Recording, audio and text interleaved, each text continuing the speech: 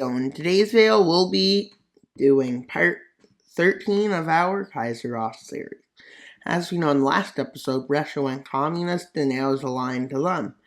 But secretly, they're wanting to join the line. They've only been offered resources and, well, protection. With Japan and its allies starting its war in China. Which started at the end of the last episode, but nothing happened. And while they move into the rest of the Shandong Peninsula, and they move in from Manchuria. As Japan gets slowed down pretty significantly at this point, and its allies start slowly advancing into southern China. With a Muslim pact sponsoring a rebellion, a Uyghur rebellion. Why would they do that? Well, to gain more influence. With them advancing a bit forwards. And well, China hasn't given yet. With the Battle of, I think it was or Beijing, they take this city. And well, yeah, connect up with this front line. And they start getting in a stalemate again. Although China continues having problems in this region, they eventually just demand independence, which they gave India and the Tibet being planned. We're not done yet with Xinjiang getting independence.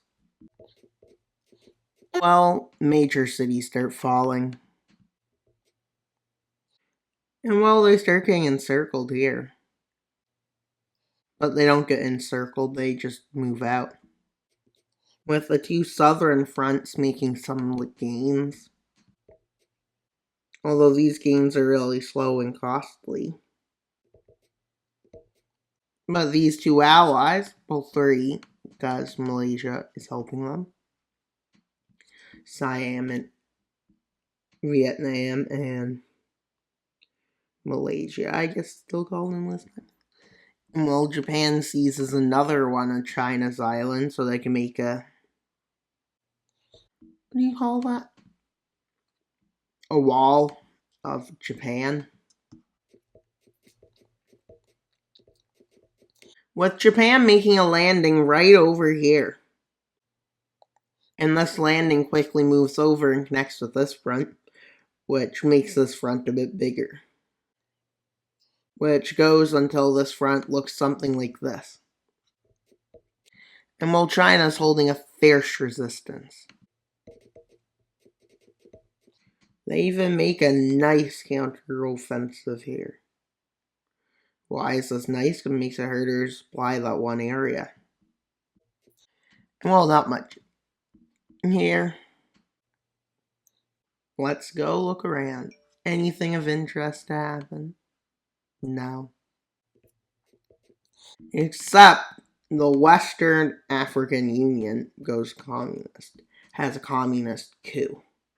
And decides to join France's alliance. Which I still haven't figured those ones out. With India, without Britain accepting, joining the war on the green team. All they need is a darker color. With their goal of bringing Tibet into this war. With them slowly advancing into Tibet. Now, China unable to do much about this. Just watch, pretty much. With their forces beating China back. Eventually, Nepal surrenders over.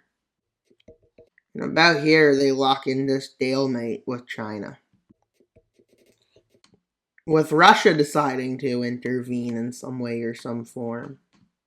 As they decide they want to turn Mongolia communist. Why Mongolia, you may ask? I don't know, because they did in our timeline, I guess.